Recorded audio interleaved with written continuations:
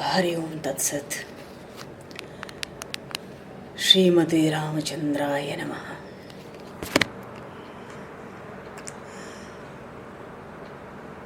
नमः परमहंसाय स्वादित चरण कमल चिन्मकरंदाय भक्तजन मानस निवासाय श्रीरामचंद्राय नमः।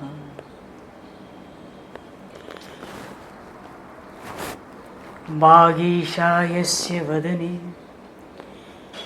लक्ष्मीर्यस्य च वक्षसि यस्तास्ते हृदये संविततं नरसिंहं भजे। विश्वसर्गविसर्गादि नवलक्षणलक्षितं श्रीकृष्णाख्यं परं धाम जगद्धाम नमामि ते। प्रह्लाद नारद पराशर पुंडरीक व्यासे अम्बरीश शकुशौनक भीष्मदाल्भ्यान् रुकुमाङ्गदे अर्जुन वसिष्ठ विभीषणादीन् एतानहं परं भागवतान् नमाम्यहम्। वाञ्छाकल्पतरुभ्यश्च कृपासिन्धुभ्यैव च पतितानां पावनेभ्यो वैष्णवेभ्यो नमो नमः। सीतानाथसमारम्भां श्रीरामानन्दार्यमध्यमाम् अस्मदाचार्यपर्यन्तां वन्दे गुरुपरम्पराम्।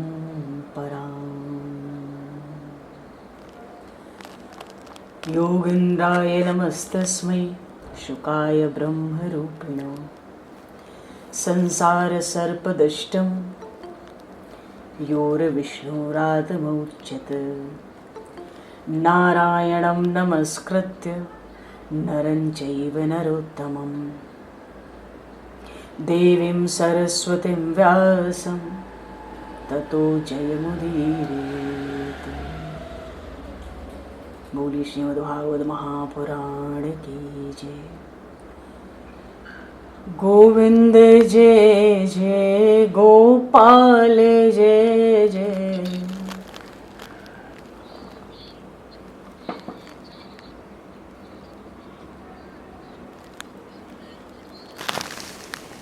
गोविंद जय जय गोपाल जय जय।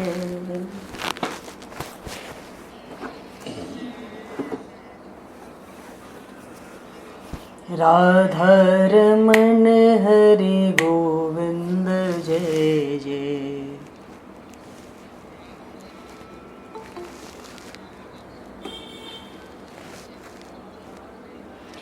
राधा रमण हरि गोविंद जय जय।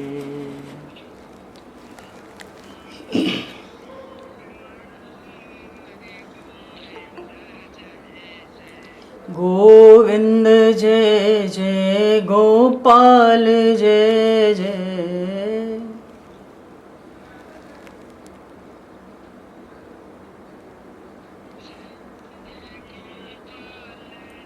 गोविंद जय जय गोपाल जय जय।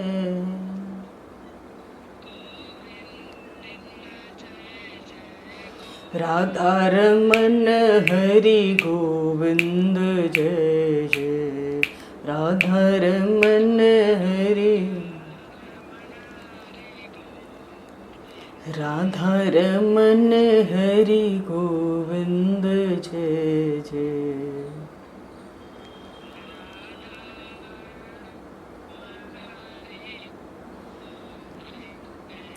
श्री राम जय जय ऋषिकेश जय जय।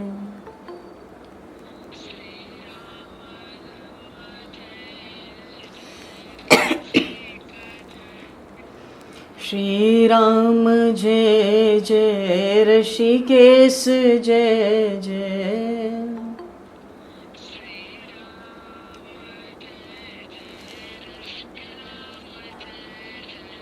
सीतारमण राम रघुनाथ जय जय।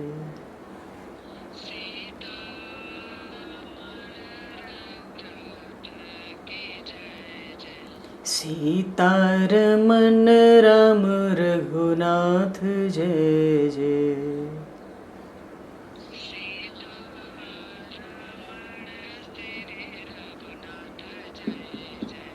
गोविंद जय जय गोपाल जय जय।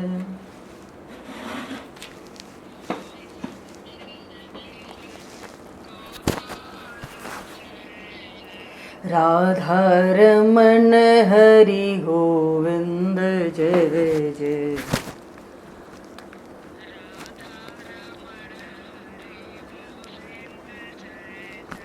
राधा रमण हरि गोविंद जय जय।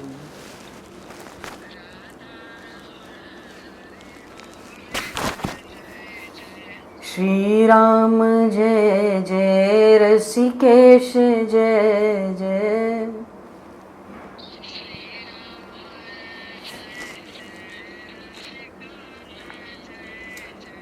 श्री राम जय जय ऋषिकेश जय जय।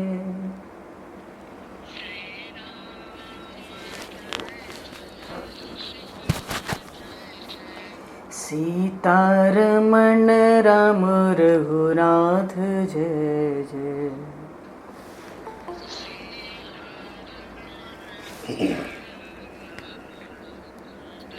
सीतारमण राम रघुनाथ जय जय।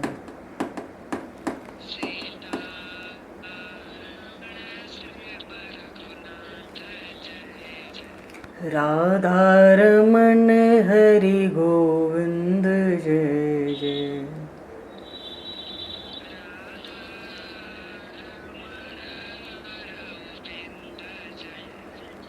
सीतारमण राम रघुनाथ जय जय।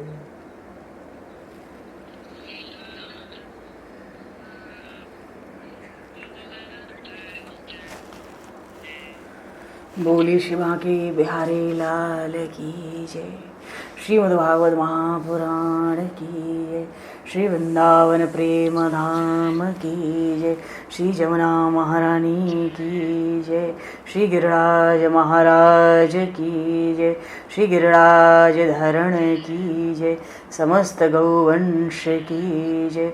84 कोस ब्रजमंडल धाम की जय। सब संतन की जय। भगवान श्री वेदव्यास जी महाराज की जय। श्री सुखदेव जी महाराज की जय। श्री सुत शौनक आदि ऋषियों की जय। सब भक्तन की जय। सब विप्रन की जय। श्रीमद्भागवत महापुराण की जय।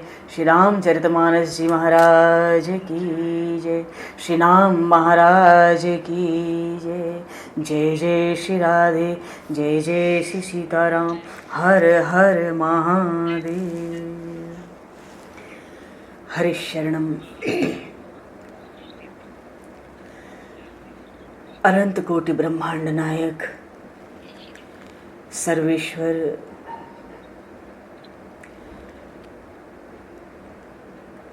पूर्ण परात्पर ब्रह्म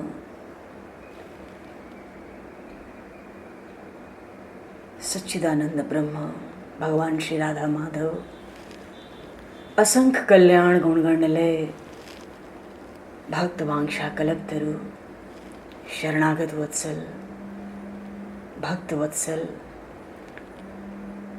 दीन बंधु दया सिंधु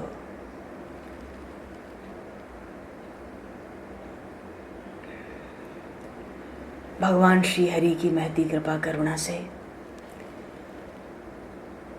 परम पावन इस 84 क्रोस ब्रजमंडल मथुरा मंडल में श्रीधाम वृंदावन से इस महान पवित्र ब्रज रज से महापुरुषों के परम अनुग्रह से आप सभी श्रद्धालु भक्त वैष्णवों की मंगलमयी और पावन सन्निधि में मानव जीवन का सर्वोत्कृष्ट फल सत्संग है। श्रीमद् भागवत महापुराण की कथा के माध्यम से हम सभी श्रवण लाभ का सौभाग्य प्राप्त करने जा रहे हैं। सर्वप्रथम आप सभी भक्तजनों के श्री चरणों में भगवत भाव से सादर वंदन, सादर नमन। आप सभी को यथा योग्य जय सियाराम, जय जय श्री राधे, हरि शरणम, जय श्री गुरु महाराज जी की जय हो, जय जय जय श्री राधे, जय श्री जय हो भगवान सीताराम। वंशी विभूषितकरान्नवनीरदाभात् पीताम्बरादरुणबिम्बफलाधरोष्ठात् पूर्णेन्दुसुन्दरमुखादरविन्दनेत्रात् कृष्णात् परं किमपि तत्त्वमहं न जाने, कृष्णात् परं किमपि तत्त्वमहं न जाने। जय जय श्री राधे।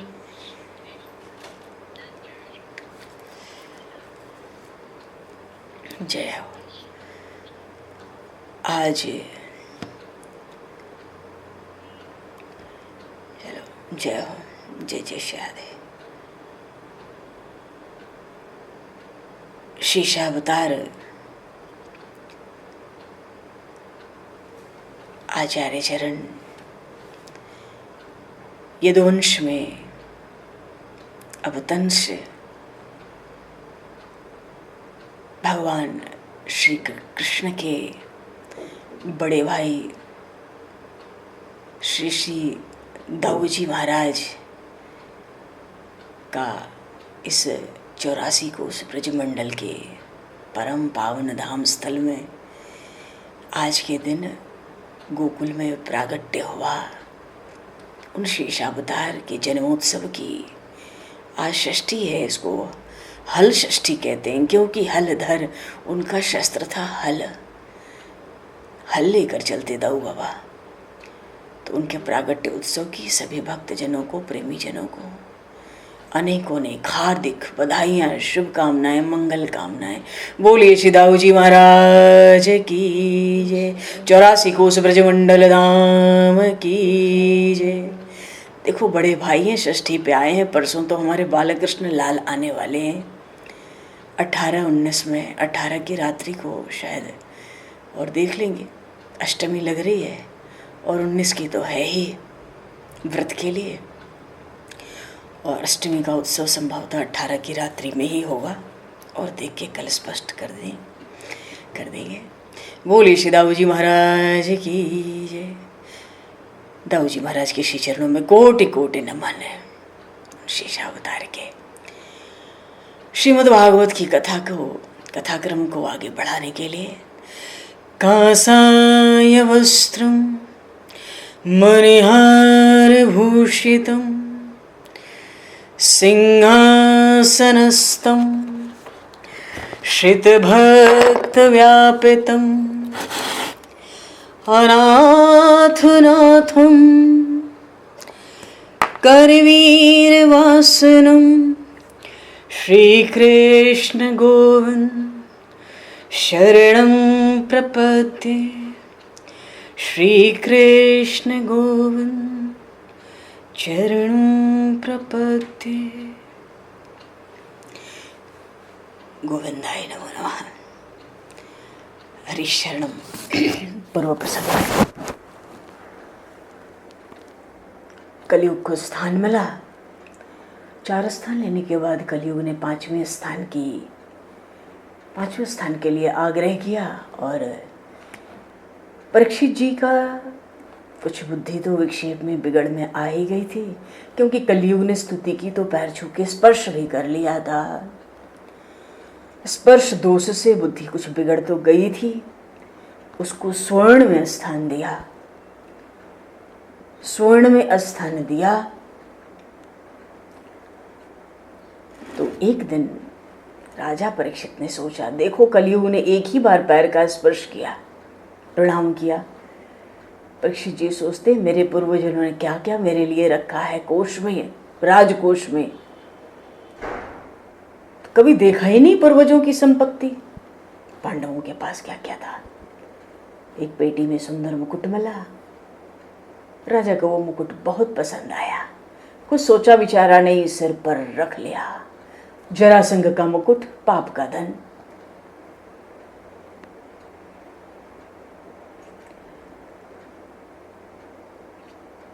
भीमसेन युद्ध के बाद ले आए थे।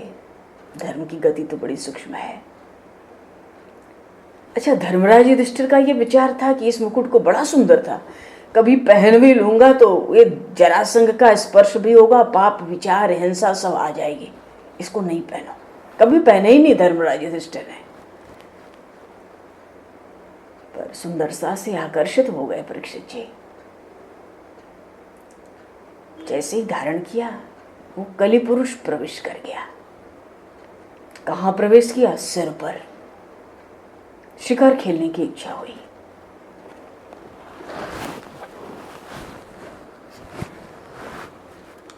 राजा ने वन में जाकर शिकार किया। तो हिंसा में तो कलयुग ने स्थान मांगा ही था, पशु पक्षी की हिंसा की। कलयुग का पैर बड़ा ताकतवर है ना, वो और ताकतवर बन गया कि पहले स्वर्ण में प्रवेश और अब हिंसा। तो राजा परीक्षित के स्वर्ण मुकुट में प्रवेश करके कलयुग ने उनसे पशु पक्षी की पहले तो हिंसा कराई, ताकत मिली कलयुग को। दोपहर के समय राजा परीक्षित को भूख लगी, प्यास लगी। अच्छा, एक बात है, दोपहर के समय और रात्रि के समय थोड़ी सावधानी और चाहिए होती है। दोपहर का समय होता है मानो यौवन काल है जीव का, थोड़ा सा अहम बढ़ा रहता है। घूमते घूमते श्रमिक ऋषि के आश्रम पहुंचे। अब वो श्रमिक ऋषि तो आदिनारायण का ध्यान में तन्मय, समाधि लग गई थी। देखो, पहले तो कलयुग कहाँ गया? मुकुट में जरासंध के। परीक्षित जी के मस्तक पर मुकुट में स्वर्ण में घुसा, फिर शिकार खिला के हिंसा कराई। अब तीसरा काम क्या करता है? राजा ने देखा श्रमिक ऋषि ध्यान में समाधि में बैठे हैं, तो जाके कहते हैं, मैं हस्तिनापुर का राजा हूं, मुझे भूख लगी है, प्यास लगी है। श्रमिक ऋषि ने कुछ सुना नहीं। अब जो राजा की बुद्धि है, या उसमें कलयुग का प्रवेश तो हो ही गया था, सिर पर जरासंध का सोने का मुकुट, तो पाप का धन, बुद्धि भ्रष्ट थी। देखो, धन तो विष के समान है। धन से मृत्यु आती है, धन से पतन भी होता है, पर धन अमृत भी है। धन यदि भगवान के चरणों तक ले जाता हो तो धन कल्याणकारी भी है। बात तो यह है कि वो धन किस तरह प्राप्त किया गया है और धन का उपयोग किस तरह हो रहा है, इसी बात पर सब कुछ निर्भर करता है।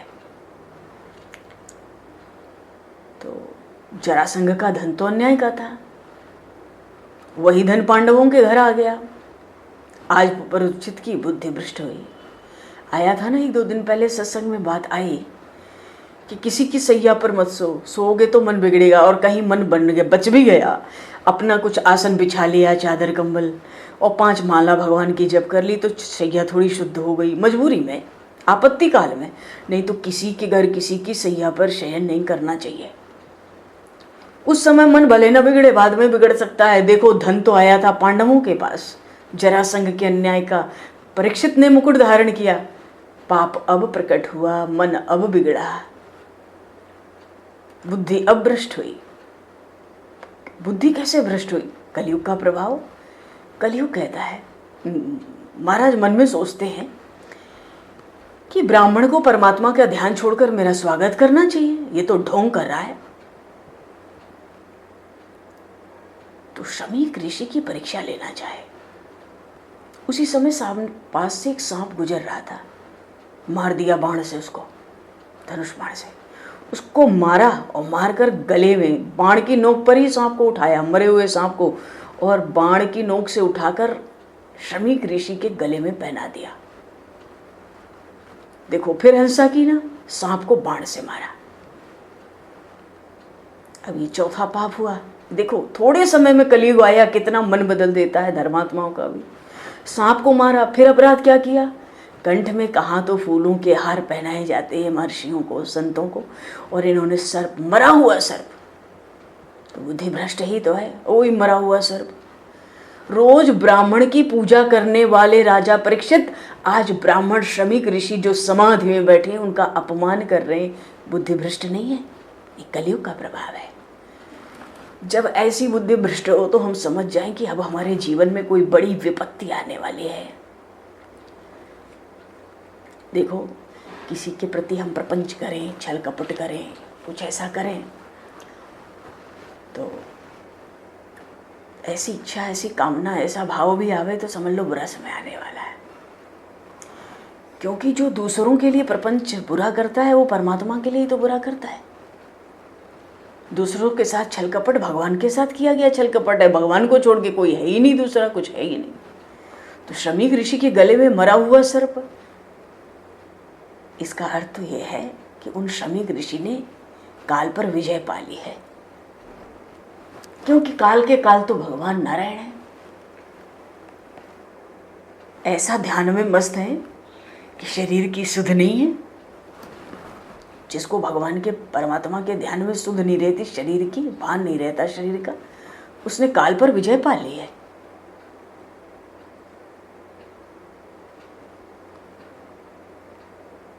अब देखो मरा हुआ सर्प तो श्रमिक ऋषि के गले में है, पर जिंदा सर्प अब तो परीक्षित को डसेगा। भूमिका तैयार हो गई। लेकिन जब मरे हुए सर्प से कोई भान नहीं हुआ तो परीक्षित समझ गए, विश्वास हो गया कि इनकी समाधि सच्ची है, कोई ढोंग पाखंड नहीं है। पहली बात तो साधु संतों की परीक्षा लेनी नहीं चाहिए। अगर संत में श्रद्धा ना हो तो परीक्षा ना लें, दूर से ही वंदना करके हट जाएं। हाथ में अगर थोड़ी सी आग आ जाए, अग्नि, तो हाथ जल जाता है ना। चलो ठीक है, परीक्षित परीक्षा लेने गए थे, बाद में घर आकर मन को मना लिया कि मैं तो राजा हूँ, मैं कुछ भी करने का अधिकारी हूँ। ब्राह्मण का अपमान करके राजा अपने घर आए। श्रमिक ऋषि का पुत्र जो श्रृंगी ऋषि है उसको मालूम पड़ा, बड़ा दुख हुआ।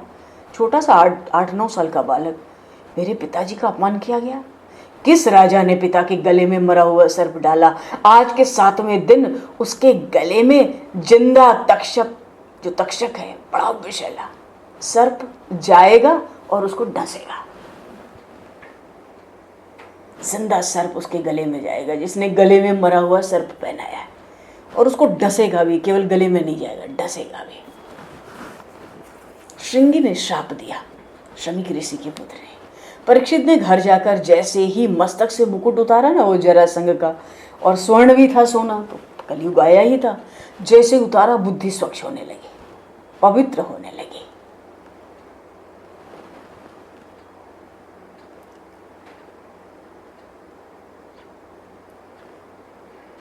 अब ध्यान में आया, कलयुग का असर दूर हो गया ना, आवेश भी समाप्त हो गया, राजा को होश आ गया, पश्चाताप होने लगा। सोचने लगे मैंने बड़ी भूल की, भगवान के ध्यान में मगन ब्राह्मण का मैंने अपमान किया, मैंने पाप कर्म किया, ये कैसे किया।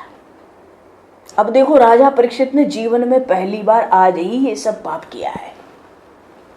इतना पहली बार ये सब हुआ राजा परीक्षित से एक साथ। पर धन्य है राजा को,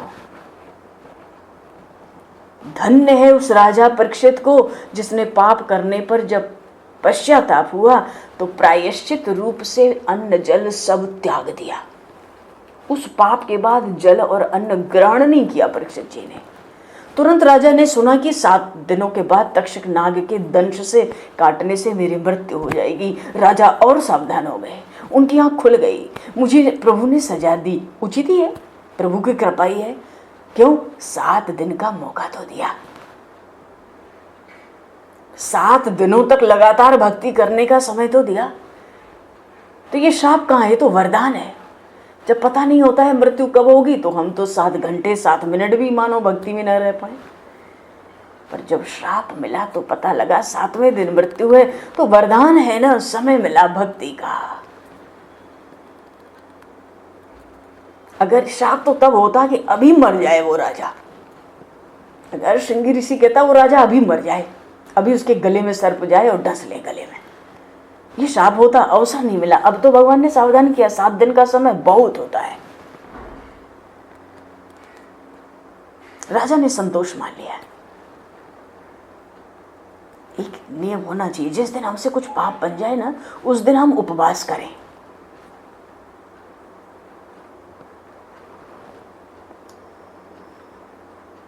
जिस दिन कोई पाप बन जाए उस दिन उपवास करें। उपवास का अर्थ हलवा नहीं होता है, हलवा खाएं बढ़िया, निराहार रहना होता है। क्योंकि पापी को खाने का अधिकार कम से कम एक दिन नहीं होना चाहिए। देखो, धर्म के लिए धरती से अनाज आता है, धर्म के लिए मेघ बरसते हैं, धर्म के लिए। तो जो अधर्मी है, पापी, उसको अन्न जल का क्या अधिकार है? परीक्षित जी के भीतर ऐसे ही भाव आया है, अन्न जल और घर, 3 का त्याग कर दिया। क्या क्या त्याग दिया? अन्न, जल और घर। गंगा तट पर गए, गंगा तट पर मरण तो सुधर जाता है। पुराति लोकानुभव यत्र सेदान कस्ताम न सेवेत मरिष्यामाण। गंगा जी की वंदना की, बोलिए गंगा मैया की जय। गंगा मैया की वंदना की। वंदना करके परीक्षित ने गंगा जी में स्नान किया। गंगा तट पर कुश का आसन बिछाया, बड़े बड़े ऋषियों को समाचार बिना बताए मिल गया। त्रिकालदर्शी होते हैं ना ऋषि जन, बिना निमंत्रण आमंत्रण के, बिना परवाह किए वहां आ गए। पराशरो गादि सुतोथ राम उत्तत इंद्र प्रमेत्य वाय। बड़े बड़े ऋषि आए, सप्त ऋषि आए, योगी आए, बड़े बड़े आए। देखो, अब राजा परीक्षित ऋषि के तुल्य हो गए हैं। अब वो राजा नहीं है, वो ऋषि है। क्यों? विलासी जीवन समाप्त कर दिया। राजभवन का, राजमहल का विषय भोग समाप्त हो गया ना। जब विलासी जीवन गया तो पवित्र जीवन आरंभ हुआ। ऋषि से मिलने ऋषि जाते हैं, परीक्षित जी से मिलने के लिए ऋषि जाते हैं। अत्रि ऋषि भी पधारते हैं। ये अत्रि ऋषि कौन है? माता अनसुईया के पति है, गुरु दत्तात्रेय के पिता हैं। दत्तात्रेय भगवान के पिता है। महान ज्ञानी है अत्रि जी, तपस्वी हैं और बड़े वृद्ध हैं। और भगवान श्री रामचंद्र को तत्व ज्ञान का उपदेश देने वाले गुरु वशिष्ठ भी आए। देखो जी, ये तो ऐसे ऐसे ऋषि हैं जिनके स्मरण मात्र से मन पवित्र हो जाता है। कश्यप जी, अत्रि जी, भरद्वाज जी, विश्वामित्र जी और ब्रह्मर्षि वशिष्ठ जी, सपत्नीक, उनकी पत्नी का नाम अरुंधति, माता अरुंधति, और ये क्या नाम है इनका, जमदग्नि जी और गौतम जी। ये इस समय इस मनवंतर के, हमारे समय के सप्त ऋषि हैं। तो महर्षि अत्रि के, इन ऋषियों के तो स्मरण से ध्यान भी आ जाए तो मन पवित्र हो जाता है। आज परीक्षित जी संतों की वंदना कर रहे हैं। बढ़िया काम किया। वंदना करते समय अपना पाप प्रकट किया। जीवन में एक ही बार पाप हुआ, भयंकर हुआ, क्रम से होता गया, पाप प्रकट किया। हृदय से पश्चाताप भी है। देखो, जो पाप को छिपाता है ना, पाप उसके मन में घर कर लेता है। जो पाप छिपाएगा फिर पाप करेगा। अगर हम अपना पाप नष्ट करना चाहें तो उसको छिपाएं ना, उसको प्रकट कर दें। जिस दिन पाप हो जाए 2-4 साधु संत बुला के खिला दें, उनसे कह दें मुझसे ये पाप हुआ। पाप की वृत्ति, पाप करने की वृत्ति छूट जाती है धीरे धीरे। परीक्षित जी ने एक ही बार पाप किया, अपने पाप को सबके बीच में प्रकट किया, सबको बताया मुझे शाप मिला है, मैं 7वें दिन मरने वाला हूं।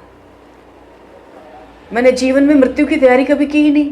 परीक्षित जी कह रहे हैं, इतने बड़े बड़े ऋषियों में मैंने जीवन में कभी मृत्यु की तैयारी नहीं की, इससे मुझे घबराहट होती है। ऋषियों से प्रार्थना की, मेरे मरण को सुधारिए, मेरा मरण मंगलमय हो, मुझे भगवान के दर्शन हो, ऐसा उपदेश दीजिए ना। सोने का सिंहासन बहुत दिव्य भव्य रखा था, पर परीक्षित जी भी बड़े सावधान हैं, इस पर बैठकर उपदेश दीजिए। अब बड़े बड़े ऋषि पधारे हैं, बोलने का साहस किसी को नहीं। क्यों? 7 दिन में मुक्ति कैसे कराएं? तरह तरह से वेद में जितने साधन है सब बता रहे हैं, पर किसी के को साहस नहीं है कि उस स्वर्ण सिंहासन पर बैठकर बतावे। और परीक्षित जी ने कह दिया जो उपदेश देना इस पर बैठ कर दीजिए। बड़े बड़े ऋषि हैं, बोलने का साहस नहीं है। 7 दिनों में कैसे मुक्ति कराएंगे, परमात्मा का ध्यान भक्ति और प्राप्ति कैसे होगी। परीक्षित जी तो घबरा गए, सोचने लगे अब तो यमदूत मारते मारते ले जाएंगे, अब मेरा क्या होगा, 7वें दिन में मरने वाला हूँ। परीक्षित जी सोचते इतने बड़े बड़े ऋषि इतना बताते तो हैं कि वेद वेदांत में क्या साधन है, पर 7 दिन में। तो परीक्षित जी भगवान का ध्यान करने लगे, भगवान की शरण में गए। गर्भ में ही 4 हाथ वाले पुरुष का दिव्य तेज उन्होंने देखा था। जब कोई साथ नहीं होता है तो जीव भगवान की शरण जाता है। हे नाथ, परीक्षित जी कहते हैं आपने मेरा जन्म सुधारा था, तो जिसने मेरा जन्म सुधारा था, माँ के गर्भ में अश्वत्थामा के ब्रह्मास्त्र से रक्षा की थी, वही मेरी मृत्यु भी सुधारेंगे। क्यों? भीति बिनु प्रीति नहीं, कहते ना, भय भी न हो तन प्रीति। इसलिए काल की भीति रखनी चाहिए, मृत्यु का भय रखना चाहिए। पर देखो ना, भय क्यों रखें? भक्तजन नहीं रखते हैं। क्यों? काल के काल तो भगवान है, और भक्तजन भगवान उन परमात्मा से जो काल के भी काल है उनसे प्रेम करते, तो वो काल भगवान के भक्तों को कोई कष्ट नहीं देता है। परीक्षित जी को लगता है हमने मृत्यु की तैयारी नहीं की इसलिए घबराहट है। भगवान का स्मरण किया, शरण ली, ध्यान किया। परीक्षित जी ने प्रभु से कहा आपका जो लाडला पांडुकुल था, मैं उसी वंश का हूं, मैं योग्य नहीं हूं तो क्या है नाथ, मैं आपकी शरण में तो आया हूं, कृपा करिए। प्रेम से कीर्तन कर करके भगवान को प्रसन्न कर रहे हैं। हरे कृष्ण कृष्ण कृष्ण हरे हरे, हरे राम राम राम। अरे कीर्तन करने लगे, कीर्तन करने लगे। हरे राम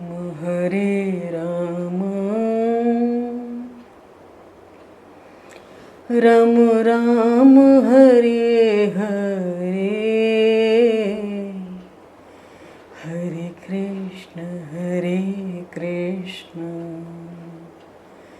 कृष्ण कृष्ण हरे हरे, हरे राम राम राम हरे हरे,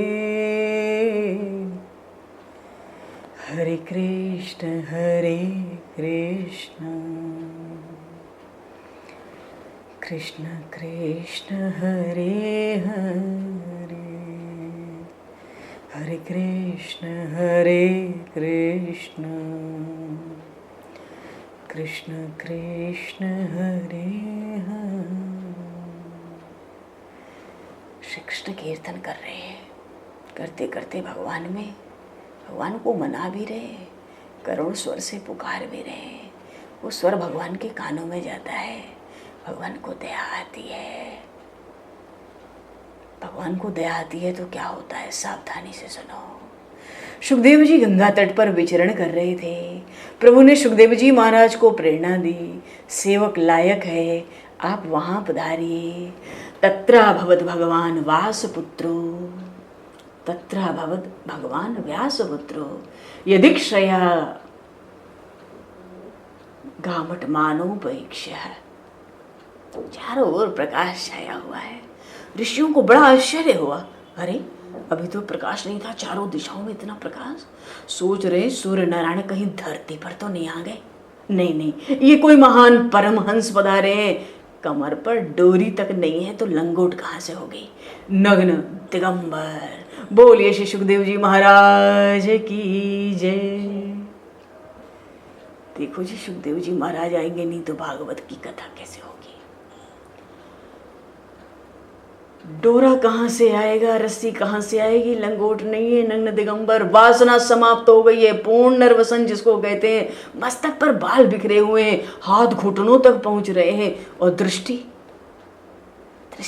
चलते हुए सुखदेव जी की दृष्टि अपने नाक के अग्रभाग पर है। इस तरह देह की सुध नहीं है। अरे जब देह की सुध नहीं है तो संसार की कैसे होगी? जरा हम विचार करें। अच्छा, भगवान श्री कृष्ण का इतना ध्यान करते, इतना ध्यान कि शरीर भी उनका भगवान के श्रीअंग की तरह एकदम गाढ़ा नीला हो गया है। अच्छा, गंगा तट पर आ रहे, कुरुक्षेत्र के स्थान में छोटे छोटे बालक बच्चे गांव में खेलते कूदते रहते, पीछे पीछे भग रहे हैं, सोच रहे कोई नंगा जा रहा है, कोई रेत फेंक देता है, कोई पत्थर भी मारता है। पर भगवान के ध्यान में ध्यान मगन चलते हुए सुखदेव जी को समाधि लगा कर नहीं बैठे, चलते हुए शरीर की सुध नहीं है। देखो, भगवान के ध्यान में जो शरीर की सुध भूल जाए, भगवान उसके पीछे पीछे चलते हैं। एक ऋषि ने पहचान लिया, अरे ये तो भगवान शंकर के अवतार श्री सुखदेव जी महाराज पधारे हैं। इनकी तो बहुत महिमा सुनी थी, आज प्रत्यक्ष दर्शन हुए। सब ऋषियों में उत्साह छा गया, बातें करने लगे। श्री सुखदेव जी ने सभा के मध्य में आकर चरण रख दिया। रुक गए, होश नहीं है, ध्यान में, शरीर की सुध नहीं है, चले आ रहे हैं दिगंबर अवस्था। सभा के बीच में चरण रख के खड़े हो गए। सब ऋषि खड़े, परीक्षित खड़े, सब उनको सम्मान देने लगे। पर कौन मान दे रहा है, कौन सम्मान कर रहा है? बेखबर, कुछ नहीं पता कहाँ बैठना चाहिए, हर बात से बेखबर है। ऋषियों ने जय जयकार की। एक ही सिंहासन खाली था जिस पर परीक्षित जी कहते थे यहाँ बैठकर उपदेश दो किसी को साहस। एक ही सिंहासन खाली था। भगवान की प्रेरणा से सिंहासन पे सहज ही अपने आप सुखदेव जी जाकर बैठ गए। ऋषियों ने जय जयकार की। बोलिए श्री सुखदेव जी महाराज की जय। बैठ गए। अब बैठ गए तो अब तो कुछ कहने की जरूरत नहीं है परीक्षित जी को। क्यों? परीक्षित जी ने पहले कह दिया 7 दिन में मरना है, बड़ी घबराहट है, मृत्यु की तैयारी नहीं है, उपदेश दीजिए, 7 दिन में परमात्मा की प्राप्ति हो। पर जिसको उपदेश देना यहाँ बैठो। सुखदेव जी अपने आप बैठ गए। जय जयकार की ध्वनि गई, कानों में गूंज उठी। राजा ने देखा, वाह, सुखदेव जी महाराज के साक्षात दर्शन, बड़ा आनंद। पूजा की 16 प्रकार से सुखदेव जी महाराज की।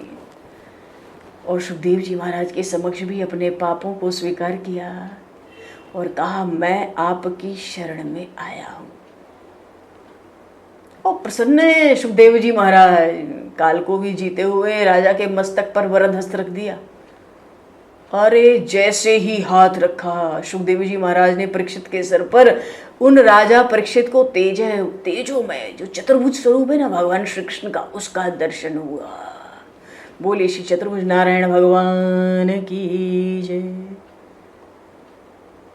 देखो, जो ब्रह्मनिष्ठ संत होते हैं ना, जिसको स्पर्श कर लेते हैं, ध्यान दो, जो ब्रह्मनिष्ठ है वास्तव में, जिसको छू देंगे उसको भगवान का साक्षात्कार होता है।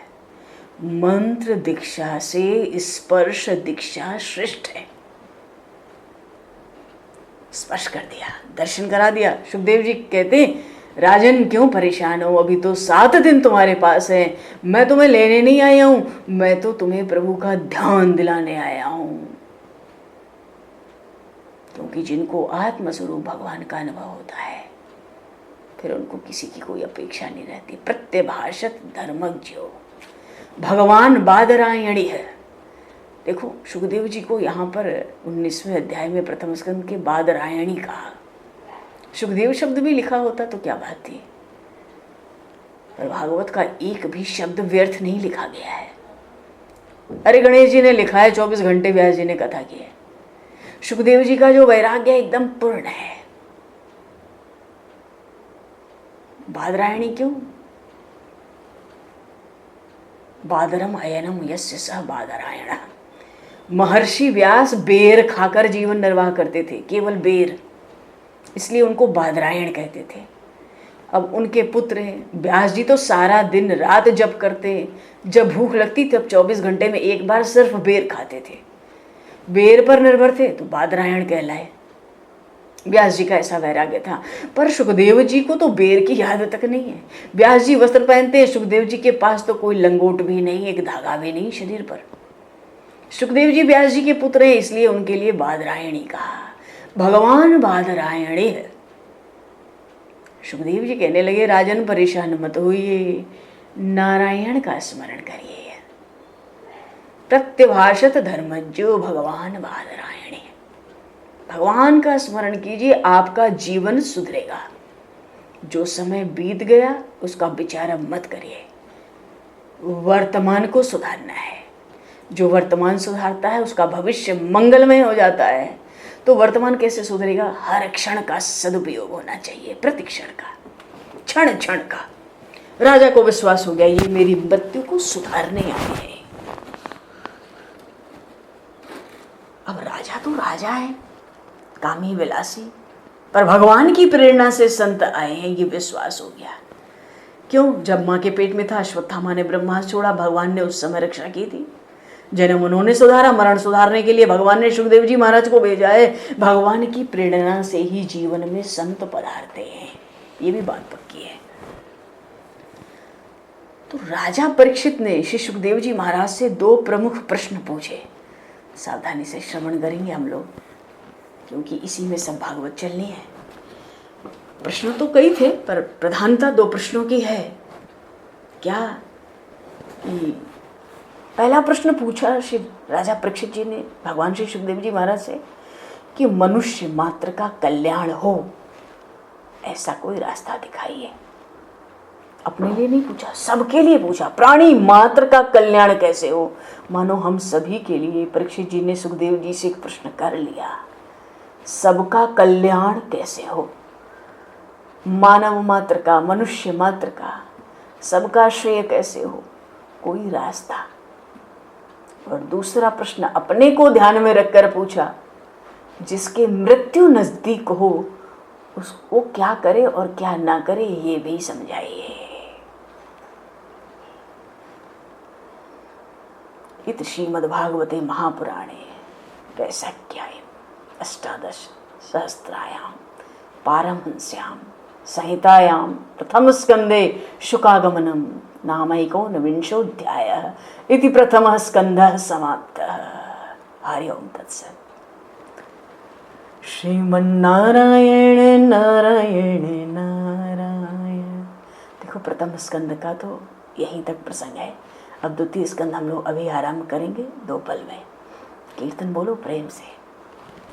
श्रीमन्नारायण नारायण नारायण, श्रीमन्नारायण नारायण नारायण, श्रीमन्नारायण नारायण नारायण, लक्ष्मीनारायण नारायण नारायण, लक्ष्मीनारायण नारायण नारायण, बद्रीनारायण नारायण नारायण, बद्रीनारायण नारायण नारायण, श्रीमन्नारायण नारायण नारायण, श्रीमन्नारायण नारायण नारायण, सत्यनारायण नारायण नारायण, सत्यनारायण नारायण नारायण, सत्यनारायण नारायण नारायण, सत्यनारायण नारायण नारायण। बोलिए श्रीमन्नारायण भगवान की जय। देखो जी ये सत्यनारायण है, इसीलिए प्रथम स्कंद के आरंभ के मंगलाचरण में ही कह दिया था सत्यम परम धीमहि। उस सत्य स्वरूप परमात्मा का ध्यान, ये भागवत का मंगलाचरण है। ये भागवत का मंगलाचरण है, सत्यम परम धीमहि।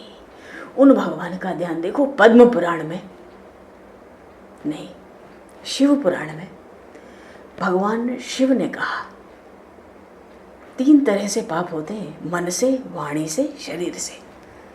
वो ध्यान से श्रवण करेंगे। मन से, वाणी से, शरीर से। तो मन के किए हुए पापों से इसी जन्म में छुटकारा पाने के लिए भगवान का ध्यान परम आवश्यक है। नहीं तो मन का किया पाप कहीं जाएगा नहीं। तीर्थों में, धाम में भी पाप बन जाए मन से, तो भगवान के ध्यान से ही छुटकारा है। और वाणी से जो पाप बनते हैं तो भगवान के नाम के जप से छुटकारा है, और शरीर से जो पाप जीवन में बन गए उसको तपस्या के द्वारा व्रतों के द्वारा कठोर तप से शरीर को सुखा देने से ही उन पापों का नाश है। और नहीं तो बाद में तो तरह तरह से होता ही है हिसाब किताब, हम सबको पता है। वो कथा करने तो हम लोग नरक की बैठे नहीं हैं, नरक के यातनाओं की। तो गणेश जी महाराज लेखक हैं और व्यास जी महाराज इसके वक्ता हैं। श्री गणेशाय नमः। ओम नमो भगवते वासुदेवाय। द्वितीय स्कंद।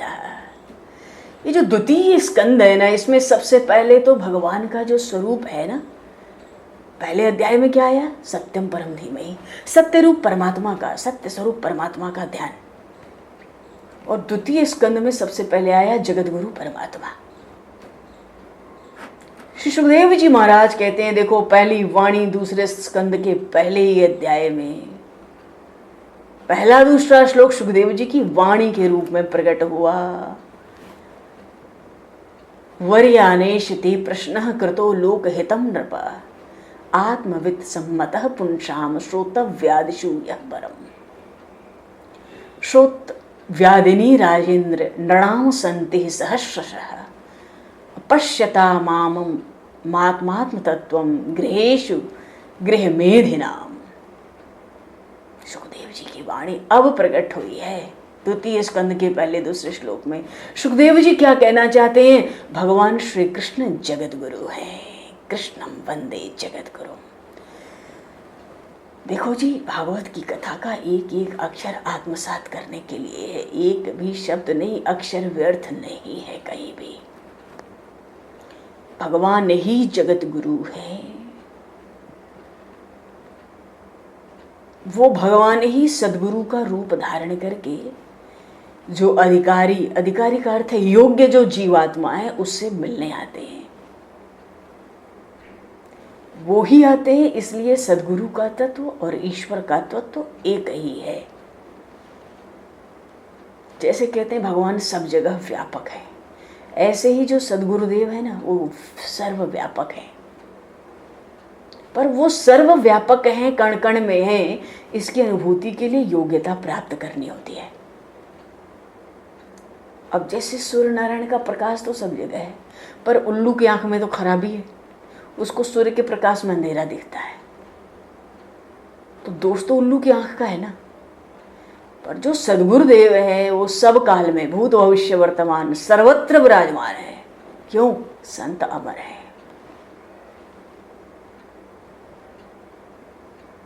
ऐसा कैसे हो गया? अमर कैसे हो गए? अरे काल के भी काल परमात्मा से, भगवान से प्रेम करने वाले साधु संत को काल नहीं मार सकता। अब देखो भगवान शंकराचार्य हैं, स्वामी वल्लभाचार्य जी महाराज, ये लोग आज भी विराजमान है। उनका पंच भौतिक शरीर भले ना दिखे, वो दूसरी बात है, पर आध्यात्मिक या आधि भौतिक जो शरीर होता है वो अभी भी है। संत तो वायुमंडल में घूम ही रहे ना। अब तुकाराम जी महाराज को देखो, तुकाराम महाराज को जीवन काल में 200 वर्ष पूर्व, 5000 वर्ष पूर्व संतों के स्वप्न में दर्शन हुए, और उन्हीं गुरुओं ने मंत्र दिया संतों ने स्वप्न में। जितने संत हो गए सब अभी आज तक विराजमान है। सृष्टि में जितने संत हुए अभी भी हैं। पर बात क्या है कि जब शिष्य, जब जीवात्मा योग्यता प्राप्त करता है, भगवान उसको दर्शन कराते हैं। जो भगवान का दर्शन चाहता है, व्याकुल है, अपना जन्म मरण से छूटना चाहता है, भगवान उसको सद्गुरु से मिला ही देते हैं। कारण क्या है? शिष्य दुर्लभ नहीं, गुरु दुर्लभ नहीं है, शिष्य है। जो सद्गुरु है ना, वो सद शिष्य को खोजते हैं। लेकिन शिष्य जब योग्य हो जाए, जैसे तो फल पूरा पक जाता है, पूरा पका हुआ फल पे ही तोता चोंच मारता है। शिष्य का जब अधिकार सिद्ध होगा ना, शिष्य जब योग्य हो जाएगा ना, तो वो भगवान ही सद्गुरुदेव के रूप में उस सद शिष्य के पास आ जाते हैं मिलने के लिए। अच्छा, जो सद्गुरुदेव होते हैं ना, उनको उपदेश देने की बड़ी तीव्र इच्छा होती है, पर योग्य शिष्य को ही उपदेश देना चाहिए, ये शास्त्र कहता है। इसलिए संसार में, दुनिया में सद्गुरु का अभाव नहीं है। सदशिष्य का अभाव है। हमें भगवान की इच्छा नहीं है, दर्शन की इच्छा नहीं है, व्याकुलता नहीं है। हमें संसार मीठा लगता है, बढ़िया लगता है, सुख मालूम पड़ता है, हमें संसार में फंसे रहना अच्छा लगता है। तो भगवान के दर्शन की उत्कंठा क्यों होगी? भूख ही नहीं होगी। हाँ, भगवान के लिए तीव्र इच्छा जगह तो सदगुरु मिलते हैं भगवान की प्रेरणा से। किसी को गुरु खोजने की दुनिया में जरूरत नहीं है। योग्यता होगी, अधिकार होगा, वो खुद आएंगे। चाहे वो साकेत से आवे, गोलोक से आवे, ब्रह्मलोक से आवे, आकाश मंडल से आवे, शिवलोक से आवे, या कहीं से आवे, वो खुद आएंगे। गुरु करने की ही आवश्यकता नहीं है। सूत जी सौनक आदि ऋषियों को सावधान कर रहे हैं भाई। कहाँ तो परीक्षित राजा राजमहल में विलासी जीवन बिताने वाले थे, तो क्या उनके लिए सुखदेव जी पधारे? नहीं। पर राजा ने जब देखो शिष्य की योग्यता क्या है, उसका अधिकार कैसे निश्चित होता है, कब सदगुरु की प्राप्ति होती है, जब उन्हीं परीक्षित ने ये सुना कि 7वें दिन मरने वाला हूँ, उसी क्षण विलासी जीवन छोड़ दिया, पवित्र जीवन शुरू कर दिया। सब कुछ छोड़कर, यहाँ तक कि अन्न जल भी छोड़कर भगवान के लिए गंगा तट पर आकर बैठ गए।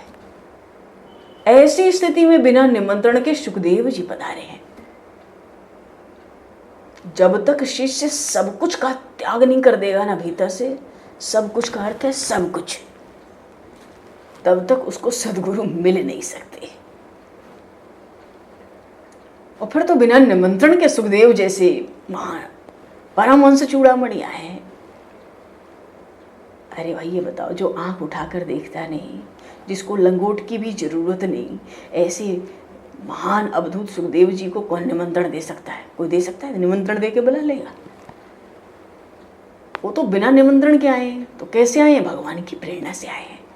कहने का अर्थ है जब हम योग्य होंगे, जब हम सदशिष्य बनेंगे, तब भगवान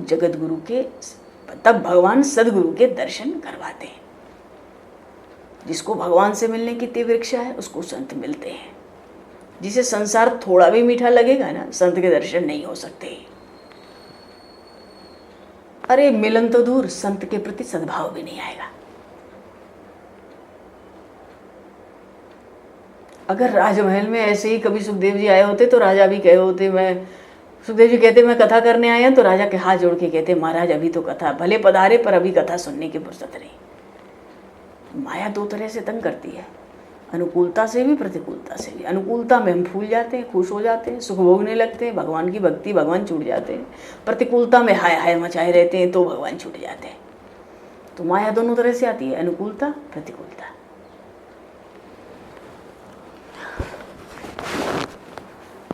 ये माया की स्थिति है। कोई भी परिस्थिति आगे पीछे, ये माया ही है। राजा ने जब सुना कि मैं 7वें दिन मरने वाला हूँ, आँख खुल गई है, सावधान हो गए। तो शिष्य की आँख खुलनी चाहिए। अगर सदगुरु की प्राप्ति की इच्छा है तो आँख खुल जानी चाहिए, सावधान हो जाए। हम सब कुछ छोड़कर परीक्षित जी गंगा तट पर जाकर बैठे हैं। बिना निमंत्रण के गुरु के रूप में उन्हें सुखदेव जी जैसे सदगुरु मिल गए। भीतर से सर्वस्व का त्याग चाहिए। शिष्य के लिए एक ही चीज चाहिए, सारा बवाल गुरु के सिर पे है। बाकी आप विश्वास मानो, शास्त्र में लिखी है बातें। एक काम शिष्य का है, बाकी सब बवाल सदगुरु का है। सब बोझा तुम ढो। शिष्य का क्या काम है? सब कुछ छोड़कर आँख खुल जाए, सावधानी आ जाए, सब त्याग कर, भीतर से सब त्याग कर, तब धीरे धीरे योग्यता पक्की होती है। हम अधिकारी बनते हैं, तब जीवन में सदगुरु अपने आप आते हैं। जाना नहीं पड़ता, ढूंढना नहीं पड़ता भगवान से। इसीलिए सदगुरु को श्रेष्ठ कहा। और ऐसा सुन के भगवान को बुरा थोड़ी लगता है।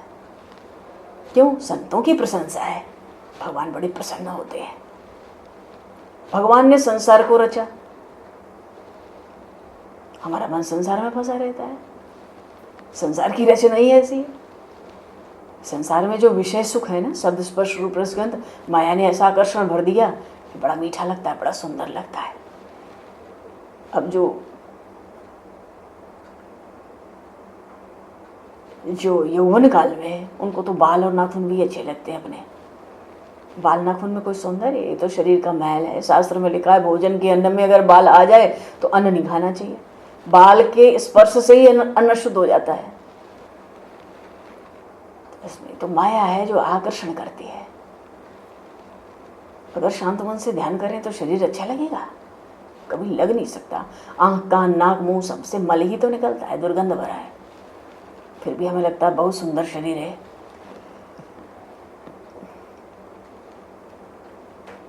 अच्छा, शरीर में मोह नहीं होता तो सब भक्ति ही करते, सब भगवान में लग जाते। तो भगवान ने मोह तक तो बनाया ही क्यों, समझ में नहीं आता।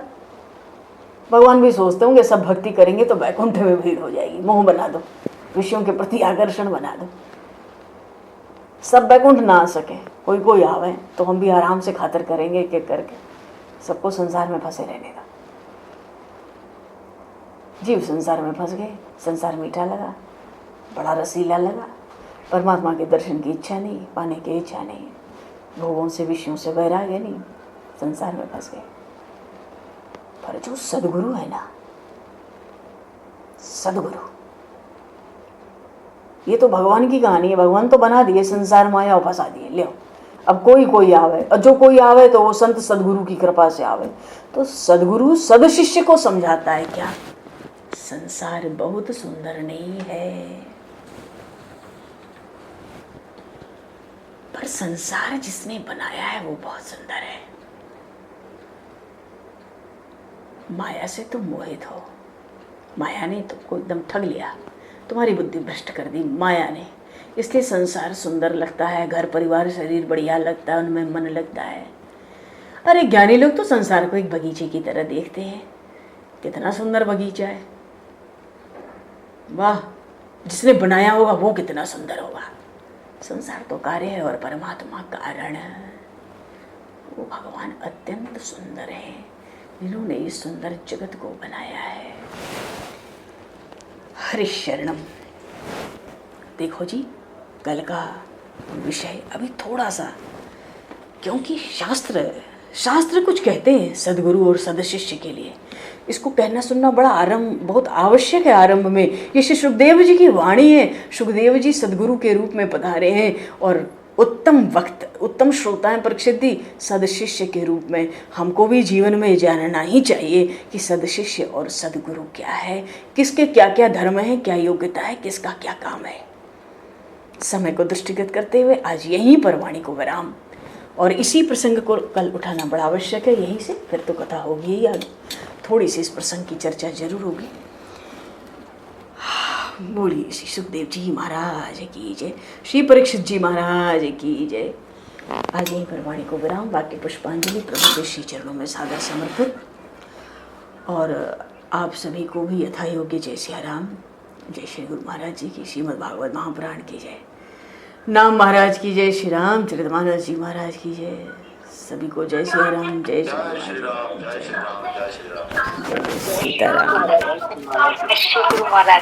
सीताराम, जय। गोविंद मेरो है, गोपाल मेरो है, गोविंद मेरो है, गोपाल मेरो है,